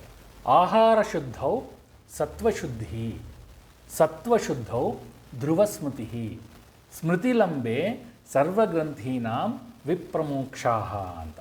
ಓಕೆನಾ? ಘೇರಂಡ ಸಂಹಿತದಲ್ಲಿ ಹೇಳುವಂಥದ್ದು ಯೋಗದ ಒಂದು. ಏನು ಹೇಳುತ್ತೆ ಇಲ್ಲಿ ಅಂದರೆ, ಆಹಾರ ಶುದ್ಧೌ, ಆಹಾರ ಶುದ್ಧವಾಗಿದ್ದರೆ ಸತ್ವಶುದ್ಧಿ, ಸತ್ವ ಶುದ್ಧವಾಗಿರುತ್ತೆ ಅಂತ. ಅದು ಸತ್ವ ಅಂದರೆ ಕ್ಯಾರೆಕ್ಟರ್ ಅಂತ. ಅದಕ್ಕೆ ನಾವು ಹೇಳ್ಬೋದು ಏನಂದರೆ, ನೀನು ಪ್ಲೇಟ್ ನೋಡ್ಸು, ನಿನ್ನ ಕ್ಯಾರೆಕ್ಟರ್ ಏನು ಅಂತ ಹೇಳ್ತೀನಿ ಅಂತ. ಓಕೆ, ಅಂದರೆ ಕ್ಯಾರೆಕ್ಟರ್ ಅಂದರೆ ಸತ್ವನೋ ರಜೋಗುಣನೋ ಸತ್ವಗುಣನೋ ಅಥವಾ ತಮೋಗುಣನೋ ಅಂತ. ನಿನ್ನ ತಟ್ಟೆ ನೋಡಿ ನಾನು ಹೇಳ್ಬಿಡ್ಬೋದು, ನೀನು ಏನೇನು ಬಫೆ ಐಟಮಲ್ಲಿ ನೀನು ಏನೇನು ಸೆಲೆಕ್ಟ್ ಮಾಡಿದ್ಯಾ ಅದನ್ನ ನೋಡಿ ನಾನು ಹೇಳ್ಬಿಡ್ಬೋದು ನೀನು ಯಾವ ಕ್ಯಾರೆಕ್ಟರ್ ಅಂತ. ಸೊ ಆಹಾರ ಶುದ್ಧವಾಗಿದ್ದರೆ ಸತ್ವ ಅಂದರೆ ಕ್ಯಾರೆಕ್ಟರ್ ಶುದ್ಧವಾಗಿರುತ್ತೆ ಅಂತ. ಸತ್ವಶುದ್ಧವು ಧ್ರುವಸ್ಮೃತಿ, ಸತ್ವ ಶುದ್ಧವಾಗಿದ್ದರೆ ಧ್ರುವ ಸ್ಮೃತಿ. ಧ್ರುವ ಅಂದರೆ ನಿಮಗೆ ಧ್ರುವ ನಕ್ಷತ್ರ ಗೊತ್ತಲ್ವಾ? ಏನು ಧ್ರುವ ನಕ್ಷತ್ರ ಸ್ಪೆಷಾಲಿಟಿ? ಹಾಂ, ಆಮೇಲೆ ಇನ್ನೊಂದು ಅಲುಗಾಡದೇ ಇರುತ್ತೆ, ಅಚಲ ಧ್ರುವ. ಓಕೆನಾ? ಅಲುಗಾಡದೇ ಇರುತ್ತೆ. ಸೊ ಆಹಾರ ಶುದ್ಧೋ ಸತ್ವಶುದ್ಧಿ, ಸತ್ವಶುದ್ಧೋ ಧ್ರುವ ಸ್ಮೃತಿ. ನಿಮ್ಮ ಸ್ಮೃತಿ ಕಾನ್ಸ್ಟೆಂಟ್ ಆಗಿರುತ್ತೆ, ಡಿಸ್ಟರ್ಬ್ ಆಗಲ್ಲ. ಓಕೆ, ಸ್ಮೃತಿಲಂಬೆ ಸರ್ವಗ್ರಂಥೀನಾಂ ವಿಪ್ರಮೋಕ್ಷಾಹ. ಒಂದ್ಸಲಿ ಸ್ಮೃತಿ ಕಾನ್ಸ್ಟೆಂಟ್ ಸ್ಟೇಬಲ್ ಆಗಿಬಿಟ್ರೆ ಸರ್ವಗ್ರಂಥೀನಾಂ ಅಂದರೆ ನನ್ನ ದೇಹದಲ್ಲಿ ಇರುವಂತಹ ಸೆಲ್ಸ್ಗಳಾಗಿರಬಹುದು ಅಥವಾ ಎಂಡೋಕ್ರೈನ್ ಗ್ಲ್ಯಾಂಡ್ಸ್ಗಳಾಗಿರಬಹುದು. ಸರ್ವಗ್ರಂಥೀನಾಂ ವಿಪ್ರಮೋಕ್ಷಾಹ ಅಂತ ಅಂದರೆ ಮೋಕ್ಷದ ಕಡೆ ತಿರುಗತ್ತೆ ಅಂತ. ವಿವೇಕ ಚೂಡಾಮಣಿಗೆ ಬಂದಿರೋರಿಗೆ ಗೊತ್ತಿರುತ್ತೆ ಮೋಕ್ಷ ಅಂದರೆ ಏನು ಅಂತ. It is turning towards the happiness. ಅಂದರೆ ಎಲ್ಲ ಸೆಲ್ಸ್ಗಳು, ಎಲ್ಲ ಆರ್ಗನ್ಸ್ಗಳು ಖುಷಿಯಾಗಿರುತ್ತೆ ಅಂತ. ಸೊ ಆಹಾರ ಶುದ್ಧೌ ಸತ್ವಶುದ್ಧಿ, ಸತ್ವಶುದ್ಧೌ ಧ್ರುವಸ್ಮೃತಿ, ಸ್ಮೃತಿಲಂಬೆ ಸರ್ವಗ್ರಂಥೀನಾಂ ವಿಪ್ರಮೋಕ್ಷಾಹ. ಅದೇ ಕಾರಣದಿಂದ ಉಪವಾಸದಲ್ಲಿ ಮಾಡೋಕ್ಕಾಗದೇ ಇರೋರಿಗೆ ಸುಬ್ಬಮ್ಮನ ಉಪವಾಸ, ಅಟ್ಲೀಸ್ಟ್ ಸ್ವಲ್ಪ ಅವಲಕ್ಕಿ, ಸ್ವಲ್ಪ ಹಾಲು, ಹಣ್ಣು, ಬೇಯಿಸಿಲ್ಲದೆ ಇರುವಂಥ ಆಹಾರ ಇಂಥವನ್ನು ತೆಗೆದುಕೊಳ್ಳೋದು. ನೀವು ಬೇಕಾದ್ರೆ ನಾನು ನಮ್ಮ ಸ್ಟೂಡೆಂಟ್ಸ್ಗಳಿಗೆಲ್ಲ ಹೇಳ್ತೀನಿ, ನಾನು ಹೇಳೋದನ್ನೆಲ್ಲ ಪ್ರಯತ್ನ ಮಾಡಿ ಅಂತ. ಇಲ್ಲಾಂದ್ರೆ ಗೊತ್ತಾಗಲ್ಲ, ಪಕ್ಕಾ ಪ್ರಾಕ್ಟಿಕಲಾಗಿ ಅರ್ಥ ಆಗಲ್ಲ. ಬೇಕಾದ್ರೆ ಇವಾಗ ನಾಳೆ ಯಾವುದೋ ಒಂದು ಹಬ್ಬ ಇದೆ ಅಂದ್ಕೊಳ್ಳಿ, ಇವತ್ತು ರಾತ್ರಿ ಕೂತ್ಕೊಂಡು ಚೆನ್ನಾಗಿ ಒಂಚೂರು ಮಸಾಲೆ ದೋಸೆ, ಮಸಾಲೆ ಪುರಿ, ಚೆನ್ನಾಗಿ ಮಸಾಲ ವಡಾಪಾವೋ ಅಥವಾ ಇನ್ನೊಂದೇನೋ ಮಣ್ಣು ಮಸಿ ಏನೋ ತಿನ್ಬಿಡಿ ಚೆನ್ನಾಗಿ. ಮಾರನೇ ದಿವಸ ನೀವು ಪೂಜೆಗೆ ಕೂತ್ಕೊಳ್ಳಿ, ನೀವು ನಿಮ್ಮ ದೇವರ ಮೇಲೆ ಗಮನ ಇಡೋಕ್ಕೆ ಸಾಧ್ಯವೇ ಇಲ್ಲ. ಬರೆದಿಟ್ಕೊಳ್ಳಿ ಬೇಕಾದ್ರೆ, ಚೆಕ್ ಮಾಡಿ. ನಾನು ಅದಕ್ಕೆ ಹೇಳೋದು ಪ್ರತಿಯೊಂದನ್ನು ಚೆಕ್ ಮಾಡಿ ಅಂತ ಹೇಳ್ತೀನಿ. ಇನ್ನೊಂದು ಪ್ರಾಕ್ಟಿಕಲ್ ಉದಾಹರಣೆಯನ್ನು ಕೊಟ್ಬಿಡ್ತೀನಿ. ಇವಾಗ ಮೇಡಮ್ ಹೇಳಿದ್ರು, ಇದಕ್ಕೆ ಹೋಗಿದ್ವಿ, ಏನೋ ಯಾತ್ರೆಗೆ ಹೋಗಿದ್ವಿ, ಎಲ್ಲ ಕಡೆ ನೋಡ್ಕೊಂಬಂದ್ವಿ ಅಂತ. ಬೆಟ್ಸ್ ಕಟ್ತೀನಿ. ಅವ್ರು ಬೆಳಗ್ಗೆ ತಿಂಡಿ ತಿನ್ನೋಕ್ಕಿಂತ ಮುಂಚೆ ನೋಡಿರ್ತಾರಲ್ಲ ದೇವ್ರನ್ನ, ಅದೊಂದೇ ದೇವ್ರನ್ನ ಪಕ್ಕ ನೋಡಿರ್ತಾರೆ. ಇನ್ನು ಮಿಕ್ಕಿದ್ದೆಲ್ಲ ಎಕ್ಸಿಬಿಷನಲ್ಲಿ ಓಡಾಡ್ಕೊಂಡು ಬಂದಿರ್ತಾರೆ. ಅಲ್ಲ, ಹೇಳಿ ನೀವೇ. ಊಟ ಆದಮೇಲೆ ನೀವು ದೇವಸ್ಥಾನದಲ್ಲಿ ಹೋಗಿ ದೇವ್ರನ್ನ ನೋಡೋಕ್ಕೆ ಸಾಧ್ಯನಾ? ಎಕ್ಸಿಬಿಷನ್ನೇ. ಹಿಂಗೆ ಈ ಕಡೆಯಿಂದ ಹೋಗಿ ಒಂದು ಸುಮ್ಮನೆ ಹಿಂಗೆ ಅಂದ್ಕೊಂಡು ಹಂಗೆ ಬಂದಿರ್ತೀವಿ, ಹೌದಲ್ವಾ? ಯಾಕಪ್ಪ ಅಂದರೆ ಆಹಾರ ಶುದ್ಧವು ಸತ್ವಶುದ್ಧಿ. ಅಲ್ಲಿ ಯುಕ್ತ ಆಹಾರ ವಿಹಾರಸ್ಯನೂ ಇರಲ್ಲ, ಈ ಕಡೆ ಆಹಾರ ಶುದ್ಧ ಅದು ಇರಲ್ಲ. ಎಲ್ಲೋ ಆಚೆ ಕಡೆ ಏನೋ ತಿಂದಿರ್ತೀವಿ, ಮನಸ್ಸು ಕೇಳೋದಿಲ್ಲ. ಸೊ ಅದರಿಂದ ನಮ್ಮ ಗಮನ ಕಾನ್ಸಂಟ್ರೇಷನ್ ದೇವರ ಮೇಲೆ ಕೊಡೋದಕ್ಕೆ ಆಗೋದಿಲ್ಲ. ಅದಕ್ಕೆ ಉಪವಾಸದಲ್ಲಿ ಒಂದು ಕಟ್ನಿಟ್ಟು ಉಪವಾಸ ಮಾಡಬೇಕು. ಇಲ್ವಾ ಈ ಥರ ಯಾವುದಾದ್ರೂ ಏನಂತಾರೆ ಉಪ್ಪಿಲ್ಲದೆ ಇರುವಂತಹ ಪದಾರ್ಥ ಅಥವಾ ರಾ ಫುಡ್ ಅಂಥವನ್ನ ತಿಂದ್ಕೊಂಡು ಉಪವಾಸವನ್ನು ಮಾಡಬೇಕು. ಇಲ್ಲ ಅಂದರೆ ಏನೂ ಪ್ರಯೋಜನ ಇಲ್ಲ. ಹೆಂಗಿದ್ರೂ ಬೆಳಗ್ಗೆಯಿಂದ ಉಪವಾಸ ಇದ್ದೀನಿ, ಸಂಜೆ ಚಂದ್ರ ನೋಡಿದ ತಕ್ಷಣ ಚಂದ್ರ ನೋಡಿದ ತಕ್ಷಣ ಹೋಗಿ ಒಂದು ಪಾನಿಪುರಿ ತಿನ್ಕೊಂಬಂದ್ಬಿಡ್ತೀನಿ ಬೆಳಗ್ಗೆಯಿಂದ ಅಂದರೆ it's of no use. Okay, so ಅದಕ್ಕೋಸ್ಕರನೇ ಮಕ್ಕಳಿಗೆ ಆಹಾರ ತುಂಬ ಇಂಪಾರ್ಟೆಂಟು. ಅದಕ್ಕೆ ಗೌರ್ಮೆಂಟ್ ಅವ್ರು ಯಾಕ್ರಪ್ಪ ಮೊಟ್ಟೆ ಕೊಡ್ತೀರಾ ತುಂಬ ಜನ ಹೇಳ್ತಾರೆ. ಕೇಳಲ್ವೇ, ಇದೆಲ್ಲ ಅರ್ಥ ಮಾಡ್ಕೊಳ್ಳಲ್ವೇ? ಯಾಕೆಂದರೆ ಮೊಟ್ಟೆ ಅನ್ನೋದು ರಾಜಸಿಕ್ಕು ಮತ್ತು ತಾಮಸಿಕ್ಕು ಮಿಕ್ಸ್ಡ್ ಇರುತ್ತೆ. ಅದನ್ನು ಕೊಟ್ಬಿಟ್ಟು ನೀವು ಕೂತ್ಕೊಂಡು ಜ್ಞಾನ ಕಲಿ ಅಂದರೆ ಯಾವ ಹುಡುಗ ಜ್ಞಾನ ಕಲಿತಾನೆ ಹೇಳಿ?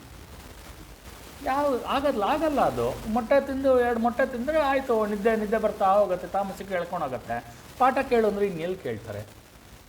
ಇಸ್ಕಾನ್ ಅವರು ಅದಕ್ಕೆ ನೀವು ಯಾವುದೇ ದೇವಸ್ಥಾನಕ್ಕೆ ಹೋದರೂ ಯಾವುದೇ ಆಶ್ರಮಕ್ಕೆ ಹೋದರೂ ನಿಮಗೆ ಸಾತ್ವಿಕ್ ಫುಡ್ ಇರುತ್ತೆ. ಈರುಳ್ಳಿ ಇರಲ್ಲ, ಬೆಳ್ಳುಳ್ಳಿ ಇರಲ್ಲ, ಮತ್ತು ಬೇರೆ ಏನು ಮಸಾಲೆಗಳು ಜಾಸ್ತಿ ಇರಲ್ಲ, ಸ್ವೀಟ್ ಫುಡ್ ಇರುತ್ತೆ. ಯಾಕೆ ಅಂದರೆ ಆ ಜಾಗಗಳೆಲ್ಲ ಜ್ಞಾನಾರ್ಜನೆಗೆ ಇರುವಂಥದ್ದು. ಆ ಕಾರಣದಿಂದ ಅದನ್ನು ಫಾಲೋ ಮಾಡ್ತಾರೆ. ಸೊ ಉಪವಾಸ ಅಂದರೆ ಆ ಥರ ಕರೆಕ್ಟಾಗಿ ಮಾಡಬೇಕು. ಅವಾಗ ಮಾಡಿದ್ರೆ ವರ್ಕ್ಸ್. ಇಲ್ಲಾಂದರೆ ಸುಮ್ಮನೆ ಹೇಳಿದ್ನಲ್ಲ ಜನರಿಗೆ ಹೇಳೋದಕ್ಕೆ, ನಾನು ಉಪವಾಸ ಮಾಡಿದೆ ಇವತ್ತು, ನಾನು ಉಪವಾಸ ಮಾಡಿದೆ, ನಾನು ಉಪವಾಸ ಮಾಡ್ತೀನಿ. ಉಪವಾಸ ಮಾಡಿದ್ರೆ ಹೊಸ ರಿಸರ್ಚ್, ಓಕೆನಾ, ನೋಬೆಲ್ ಅವಾರ್ಡ್ ಬಂದಿರೋದು. ಉಪವಾಸ ಮಾಡಿದ್ರೆ ನಿಮ್ಮಲ್ಲ ದೇಹದಲ್ಲಿ ಇರುವಂತಹ ಕ್ಯಾನ್ಸರ್ ಸೆಲ್ಸ್ಗಳೆಲ್ಲ ಸತ್ತೋಗುತ್ತೆ. ನೋಬೆಲ್ ಅವಾರ್ಡ್ ಬಂದಿದೆ, ಓಕೆನಾ, ನೋಬೆಲ್ ಅವಾರ್ಡ್ ಬಂದಿದೆ ರೀಸೆಂಟಾಗಿ ಲಾಸ್ಟ್ ಇಯರು. ಉಪವಾಸ ಮಾಡಿದ್ರೆ ಅವ್ರು ಕಂಡುಹಿಡಿದ್ರೆ ಅದೇ ಏನಂದರೆ, ಉಪವಾಸ ಮಾಡಿದ್ರೆ ನಿಮಗೆ ಕ್ಯಾನ್ಸರ್ ಸೆಲ್ಸ್ಗಳು ಒಳಗಡೆ ಇದ್ದರೆ, ಅಯ್ಯೋ ಸಾರ್ ನಮ್ಗೆ ಹೆಂಗೆ ಸಾರ್ ಕ್ಯಾನ್ಸರ್ ಸೆಲ್ಸ್ ಇರುತ್ತೆ ಅಂತ ಕೇಳಬೇಡಿ. ಎಲ್ರಿಗೂ ಕ್ಯಾನ್ಸರ್ ಸೆಲ್ಸು, DNA, ಜೀನು ನಮ್ಮಲ್ಲಿರೋರು ಎಲ್ಲರಿಗೂ ಜೀನ್ ಇರುತ್ತೆ, ಕ್ಯಾನ್ಸರ್ ಜೀನ್ ಇರುತ್ತೆ. ಅಂದರೆ ಕ್ಯಾನ್ಸರ್ನ ಕಾಸ್ ಮಾಡುವಂತಹ ಜೀನು ನನ್ನಲ್ಲೂ ಇದೆ, ನಿಮ್ಮಲ್ಲೂ ಇದೆ, ಅವರಲ್ಲೂ ಇದೆ. ಏನು ಅದು ಇರುತ್ತೆ, ನೀವು ಅದು ಎಕ್ಸ್ಪ್ರೆಸ್ ಆಗಕ್ಕೆ ಬಿಡಬಾರ್ದು. ಅದು ತನ್ನ ಕಾರ್ಯವನ್ನು ನೋಡ್ಸೋದಕ್ಕೆ ಬಿಡಬಾರ್ದು. ಆ ಕಾರ್ಯವನ್ನು ನೋಡ್ಸೋಕ್ಕೆ ಬಿಡಬಾರ್ದು ಅಂದರೆ ನಮ್ಮ ಫುಡ್ಡು ಮತ್ತು ನಮ್ಮ ಡೈಲಿ ರೊಟೀನ್ ಎಲ್ಲ ಕರೆಕ್ಟಾಗಿರಬೇಕು. ಕರೆಕ್ಟಾಗಿಲ್ಲ ಅಂದರೆ ಅದು ಎಕ್ಸ್ಪ್ರೆಸ್ ಆಗಿ ನೋಡ್ಸುತ್ತೆ.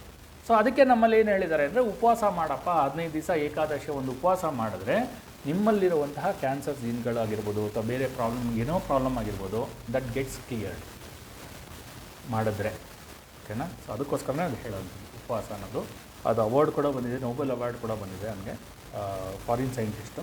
ಬಟ್ ಹೇಳಿದ್ದಾರೆ ನಮ್ಮಲ್ಲಿ, ಅವ್ರು ಹೇಳಿದ್ದಾರೆ, ನಾವು ತುಂಬ ವರ್ಷದಿಂದ ಫಾಲೋ ಮಾಡ್ತಾಯಿದ್ದೀವಿ. ಬಟ್ ಗೊತ್ತಿಲ್ದಂಗೆ ಫಾಲೋ ಮಾಡ್ತಾಯಿದ್ದೀವಿ, ಬ್ಲೈಂಡಾಗಿ ಫಾಲೋ ಮಾಡ್ತಾಯಿದ್ದೀವಿ. ಇವಾಗ ತಿಳ್ಕೊತಾ ಇದ್ದೀರಲ್ಲ, ಗೊತ್ತಾಗುತ್ತೆ ಇನ್ನು ಕ್ಲಿಯರಾಗಿ, ಓಕೆನಾ. ಇನ್ನು ವಿತ್ ವೆರಿ ಏನಂತಾರೆ light food next day morning. ಹೌದು, ಕಂಪ್ಲೀಟ್.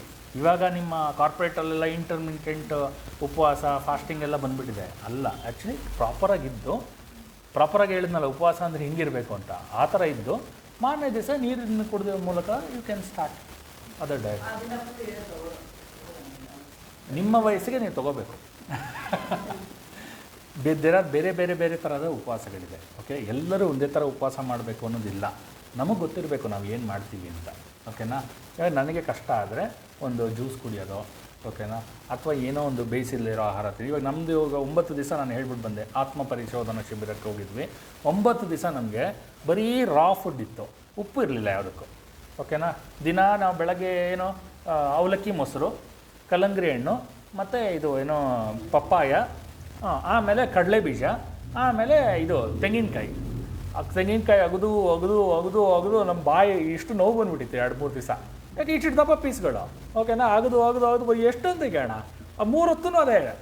ಸೊ 9 ದಿವಸ ಈ ಥರ. ಸೊ ಉಪವಾಸಗಳು ಬೇರೆ ಥರ ಇರುತ್ತೆ. ನಮ್ಗೆ ಯಾವ್ದು ಬೇಕೋ ಚೂಸ್ ಮಾಡಿಕೊಂಡು ಹೈಯರ್ ಲೆವೆಲ್ ಕಡೆ ಹೋಗೋದಕ್ಕೆ ಪ್ರಯತ್ನ ಮಾಡಬೇಕು, ಓಕೆ. ಇನ್ನೊಂದು ಉಪವಾಸ ನಾವು ಇನ್ನೊಂದು ಏನಿದೆ ಅಂದರೆ, ಇದು ಒಂಥರದ ಉಪವಾಸ. ಮತ್ತು ಬರೀ ವೆಜಿಟೇಬಲ್ಸ್ಗಳನ್ನ ತಿಂದು ಇರುವಂಥ ಉಪವಾಸ. ಇನ್ನೊಂದೇನು ಅಂದರೆ, ಇದು ಏನು ಬರೀ ಒಂದು ಉಪವಾಸ ಇದೆ ನಮ್ಮ ಇದರಲ್ಲಿ, ಅದು ವಿಪಾಸನದಲ್ಲಿ, ಓಕೆ. 10 ದಿವಸಗಳ ಕಾಲ ನಿಂಬು ಪಾನೀಯನ ಕುಡಿಯುವಂಥದ್ದಷ್ಟೇ, ಬರೀ ನಿಂಬು ಪಾನಿ, ಓಕೆ. ಅದು ಸಕ್ಕರೆ ಇಲ್ಲದೆ ಇರೋದು, ನೀರು, ನಿಂಬೆಹಣ್ಣು ಅಷ್ಟೇ. ಇದು ಒಂದು ಉಪವಾಸ. ಮತ್ತು 10 ದಿವಸ ಇನ್ನೂ ಕೆಲವು ಉಪವಾಸ ಇದೆ. 10 ದಿವಸ ಏನೂ ತೊಗೊಳ್ದೇ ಇರೋದು, ಓಕೆ, ನಥಿಂಗ್. ಜಸ್ಟ್ ನೀರು ಕುಡಿದ್ರೆ ಕುಡಿತಾರೆ ಅಷ್ಟೇ, ಇಲ್ಲ ಅಂದರೆ ಇಲ್ಲ ಅಷ್ಟೇ. ಅದು ಒಂದು ಥರದ ಉಪವಾಸ. ಇದೆಲ್ಲ higher level. But basic level ಅದೆಲ್ಲ ಅಲ್ಲಿಗೆ ಹೋಗಬೇಕು ಅಂದರೆ ಫಸ್ಟ್ ಇದನ್ನೆಲ್ಲ ಮುಗಿಸ್ಕೊಂಡು ಹೋದರೆ ಆವಾಗ ಒಂದು ನಿಮ್ಮ ಕೆಪಾಸಿಟಿ ಬರುತ್ತೆ. ಇಲ್ಲ ಅಂದರೆ ಕಷ್ಟ, ತುಂಬ ಕಷ್ಟ. ಓಕೆನಾ?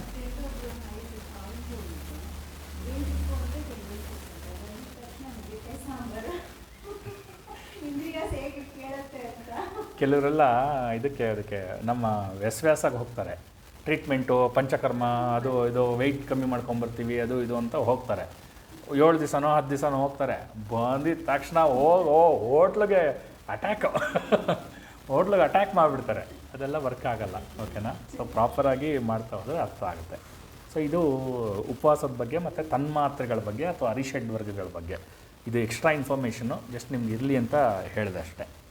ಸೊ ಇನ್ನೂ ಒಂದು ಏನು ಹೇಳ್ತಾರೆ ಅಂದರೆ, ಈ ನಾನು ಹೇಳಿದ್ನಲ್ಲ ಆವಾಗಲೇ, ಧಾರಣ ಅನ್ನುವಂತಹ ಧ್ಯಾನವನ್ನು ಅಥವಾ ಧಾರಣವನ್ನು ಮಾಡಬಹುದು ಅಂತ. ಈ ದೇವಿಯ ಕೈಗಳ ಮೇಲೂ ಕೂಡ ಧಾರಣವನ್ನು ಮಾಡ್ಬೋದು ಅಂತ ಹೇಳ್ತಾರೆ. ಓಕೆನಾ? ಏನು ಪಾಶ ಅಂದರೆ ಆವಾಗಲೇ ಹೇಳಿದ್ನ, ಪಾಶವನ್ನು ಧ್ಯಾನಿಸೋದ್ರಿಂದ ಏನು ಬರುತ್ತೆ ಅಂದರೆ ಶಕ್ತಿ ಸಂಪನ್ನನಾಗ್ತಾರಂತೆ. ಪಾಶವನ್ನು ಮಾತ್ರ ಧ್ಯಾನಿಸೋದ್ರಿಂದ ಒಂದು ಶಕ್ತಿ ಸಂಪನ್ನನಾಗ್ತಾನೆ ಮಾಡೋನು. ಆಮೇಲೆ ಅಂಕುಶದ ಮೇಲೆ ಧ್ಯಾನವನ್ನು ಮಾಡೋದ್ರಿಂದ ಅವನಿಗೆ ಕಾರ್ಯ ಸಾಧನೆಗೆ ಬೇಕಾಗಿರುವಂತಹ ಎಲ್ಲ ಬುದ್ಧಿ ಬರುತ್ತದೆ. ಅಂಕುಶದ ಮೇಲೆ ಧ್ಯಾನ ಮಾಡೋದ್ರಿಂದ, ಓಕೆ, ದೇವಿಯ ಅಂಕುಶದ ಮೇಲೆ ಧ್ಯಾನ ಮಾಡೋದ್ರಿಂದ ಕಾರ್ಯ ಸಾಧನೆಗೆ ಬೇಕಾಗಿರುವಂತಹ ಎಲ್ಲ ಬುದ್ಧಿಗಳು ಬರುತ್ತಂತೆ. ಆಮೇಲೆ ಆ ಬಿಲ್ಲು, ಅದೇ ಮನೋರೂಪೇಕ್ಷಕೋದಂಡ, ಓಕೆ, ಅದರ ಮೇಲೆ ಧ್ಯಾನ ಮಾಡೋದ್ರಿಂದ ಸಾಂಸಾರಿಕವಾಗಿ ಬರುವಂತಹ ಎಲ್ಲ ಆಪತ್ತುಗಳು ನಿವಾರಣೆ ಆಗತ್ತಂತೆ. ಓಕೆನಾ? ಸಾಂಸಾರಿಕವಾಗಿ ಬರುವಂತಹ ಎಲ್ಲ ಆಪತ್ತುಗಳು ನಿವಾರಣೆ ಆಗುತ್ತೆ. ಹಾಗೆ ಬಾಣಗಳ ಮೇಲೆ ಧ್ಯಾನ ಮಾಡೋದ್ರಿಂದ, ಹೇಳಿದ್ನಲ್ಲ ಪಂಚತನ್ಮಾತ್ರೆಗಳು, ಆ ಬಾಣಗಳ ಮೇಲೆ ಧ್ಯಾನ ಮಾಡೋದ್ರಿಂದ ಅವನು ಮಾಡಬೇಕಾಗಿರುವ ಕಾರ್ಯದಲ್ಲಿ ಜಯಶಾಲಿಯಾಗುವಂತಹ ಸಾಮರ್ಥ್ಯ ಬರುತ್ತೆ. ಇದು ಭಾಸ್ಕರ ಸಂಹಿತ ಅಂತಲೇ ಯಾವುದೋ ಒಂದು ಇದರಲ್ಲಿ ಹೇಳಿರುವಂಥದ್ದು. ಲಲಿತೆಯ 4 ಕೈಗಳ ಮೇಲೆ, ಒಂದೊಂದು ಕೈಗಳ ಮೇಲೆ ಧ್ಯಾನ ಮಾಡೋದ್ರಿಂದನೂ ಈ ಎಲ್ಲ ಶಕ್ತಿಗಳು ಅವರ ಕೈಯಲ್ಲಿ ಬರುತ್ತೆ ಅನ್ನೋದು. ಓಕೆನಾ? ಅದು ಶಕ್ತಿ ಸಂಪನ್ನ ಆಗ್ತಾನೆ ಅಂತ ಅಂದರೆ ಎಲ್ಲ ಕೆಲಸಗಳನ್ನು ಅವನು ಆರಾಮಾಗಿ ಮಾಡ್ಕೊಳ್ಬಲ್ಲ ಅಂತ, ಶಕ್ತಿ ಸಂಪನ್ನ ಆಗ್ತಾನೆ ಅಂತ.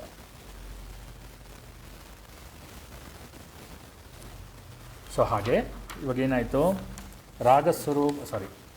ಮನೋರೂಪೇಕ್ಷಕೋದಂಡ ಪಂಚತನ್ಮಾತ್ರ ಸಹಾಯಕ ನಿಜಾರುಣ ಪ್ರಭಾಪೂರ ಮಜ್ಜದ್ ಬ್ರಹ್ಮಾಂಡ ಮಂಡಲ ಅಂತ. ನಿಜಾರುಣ ಪ್ರಭಾಪೂರ, ಅರುಣ ಪ್ರಭಾ ಅಂತ ನಾವು ಹಿಂದೆ ಡಿಸ್ಕಸ್ ಮಾಡಿದ್ದೀವಿ. ಅರುಣ ಬಣ್ಣವನ್ನು ಉಳ್ಳವಳು ಅಂತ. ಸೊ ಅರುಣ ಬಣ್ಣ ಅಂದರೆ ಕೆಂಪು ಬಣ್ಣ, ಕೆಂಪು ಕಾಂತಿ ಉಳ್ಳವಳು. ಪ್ರಭಾಪೂರ ಮಜ್ಜದ್ ಅಂದರೆ ಆ ಕೆಂಪು ಕಾಂತಿ ಅವಳದಿದೆಯಲ್ಲ, ಅದರಲ್ಲಿ ಪೂರ ಬ್ರಹ್ಮಾಂಡವನ್ನು ಮುಳುಗಿಸ್ಬಿಟ್ಟಿದ್ದಾಳೆ ಅಂತ. ಪೂರ ಬ್ರಹ್ಮಾಂಡವು ಆ ಕೆಂಪು ಕಾಂತಿಯಲ್ಲಿ ಮುಳುಗಿ ಹೋಗಿದೆ ಅಂತ. ಉದಾಹರಣೆಗೆ ನಿಮ್ಗೆ ಅರ್ಥ ಆಗಬೇಕು ಅಂದರೆ, ಇವಾಗ ನಾವೇನು ಹೇಳ್ತೀವಿ, ಸೂರ್ಯ ಬೆಳಗ್ಗೆ ಎದ್ದಿದ ತಕ್ಷಣ, ಹೌದಾ, ಸೂರ್ಯ ಪೂರ್ಣ ಜಗತ್ತನ್ನು ಬೆಳಕು ಮಾಡಿಬಿಡ್ತಾನಲ್ವಾ. ಅದೇ ಥರನೇ ಲಲಿತೆ ತನ್ನ ಅರುಣ ಪ್ರಭದಿಂದ, ಕೆಂಪು ಕಾಂತಿಯಿಂದ ಪೂರ್ಣ ಬ್ರಹ್ಮಾಂಡವನ್ನೇ ಬೆಳಗಿಬಿಟ್ಟಿದ್ದಾಳೆ ಅಂತ. ಪೂರ್ಣ ಬ್ರಹ್ಮಾಂಡವನ್ನೇ ಬೆಳಗಿಬಿಟ್ಟಿದ್ದಾಳೆ. ಆ ಕಾಂತಿಯಿಂದನೇ ಬ್ರಹ್ಮಾಂಡಗಳು ತನ್ನ ಕೆಲಸವನ್ನು ಮಾಡ್ತಾ ಇರೋದು ಅಂತ. ಓಕೆ, ಆ ಕಾಂತಿಯಿಂದ ಬ್ರಹ್ಮಾಂಡಗಳು ತನ್ನ ಕೆಲಸವನ್ನು ಮಾಡ್ತಾ ಇರೋದು ಅಂತ. ಸೊ ಇದು ನಿಜಾರುಣ ಪ್ರಭಾಪೂರ ಮಜ್ಜದ್ ಅಂದರೆ ಅದರಲ್ಲಿ ಮುಳುಗಿ ಹೋಗಿದೆ ಅಂತ. ಮಜ್ಜದ್ ಬ್ರಹ್ಮಾಂಡ ಮಂಡಲ, ಬ್ರಹ್ಮಾಂಡ ಮಂಡಲಗಳು ಆ ಕೆಂಪು ಕಾಂತಿಯಲ್ಲಿ ಮುಳುಗಿ ಹೋಗಿವೆ ಅಂತ. ಓಕೆನಾ? ಹಾಗೆ ಮುಂದಿನ ಶ್ಲೋಕದಿಂದ ಏನಾಗುತ್ತೆ ಅಂದರೆ ದೇವಿಯ ವರ್ಣನೆ ಶುರುವಾಗತ್ತೆ. ಓಕೆನಾ? ಇಲ್ಲಿ ಒಂದು ರೂಲ್ಸು, ಅದು ಎಗೇನ್ ಅಥೆಂಟಿಕೇಟೆಡ್ ಇನ್ಫಾರ್ಮೇಷನ್ ಸಿಗಲಿಲ್ಲ, ಬಟ್ ಶಾಸ್ತ್ರದ ಪ್ರಕಾರ ಇದು ಹೇಳ್ತಾರಂತೆ. ದೇವತೆಯ ವರ್ಣನೆಯನ್ನು ಮಾಡಬೇಕಾದ್ರೆ ಶಿರಸ್ಸಿನಿಂದ ಕಾಲಿನ ಭಾಗದಕ್ಕೆ ವರ್ಣನೆಯನ್ನು ಮಾಡಬೇಕಂತೆ. ಓಕೆ, ಅದೇ ದೇವರ ವರ್ಣನೆಯನ್ನು ಮಾಡಬೇಕಾದ್ರೆ, ಶಿವ ವಿಷ್ಣು ಯಾರನ್ನಾದರೂ ವರ್ಣನೆ ಮಾಡಬೇಕಾದ್ರೆ ಕಾಲಿನಿಂದ ತಲೆಗೆ ಮಾಡಬೇಕಂತೆ. ಸೊ ಇದು ದೇವಿಯಾಗಿರೋದ್ರಿಂದ ಆ ವರ್ಣನೆಯನ್ನು ಹೇಗೆ ಮಾಡಿದ್ದಾರೆ ಅಂದರೆ ಶಿರಸ್ಸಿನಿಂದ ಪಾದದವರೆಗೆ. ಓಕೆ, ಶಿರಸ್ಸಿನಿಂದ ಪಾದದವರೆಗೆ. ಸೊ ಶಿರಸ್ಸಲ್ಲಿ ಫಸ್ಟ್ ಬರೋದು ತಲೆ ಕೂದಲು. ಸೊ ಅದು ಚಂಪಕಾಶೋಕ ಪುನ್ನಾಗ ಸೌಗಂಧಿ ಕಲಸತ್ಕಚ. ಓಕೆನಾ? ಇದರ ವರ್ಣನೆ ಅಂದರೆ ತಲೆಯ ವರ್ಣನೆಯನ್ನು, ಕೂದಲಿನ ವರ್ಣನೆಯನ್ನು ಮುಂದಿನ ಕ್ಲಾಸ್ನಲ್ಲಿ ನೋಡೋಣ. ಓಕೆನಾ? ಯದಕ್ಷರಂ ಪದಭ್ರಷ್ಟಂ ಮಾತ್ರಾಹೀನಂತು ಯದ್ಭವೇತ್ ತತ್ಸರ್ವಂ ಕ್ಷಮ್ಯತಾಂ ದೇವನಾರಾಯಣ ನಮೋಸ್ತುತೆ. ವಿಸರ್ಗಬಿಂದು ಮಾತ್ರಾಣಿ ಪದಪಾದಾಕ್ಷರಾಣಿ ಚ ನ್ಯೂನಾತಿರಿಕ್ತಯೇತಾನಿ ಕ್ಷಮಸ್ವ ಪುರುಷೋತ್ತಮ. ಓಂ ತತ್ಸದ್ಬ್ರಹ್ಮಾರ್ಪಣಮಸ್ತು. ಹರಿ ಓಂ. ಶ್ರೀ ಗುರುಭ್ಯೋ ನಮಃ. ಹರಿ ಓಂ ತತ್ಸತ್. Thank you.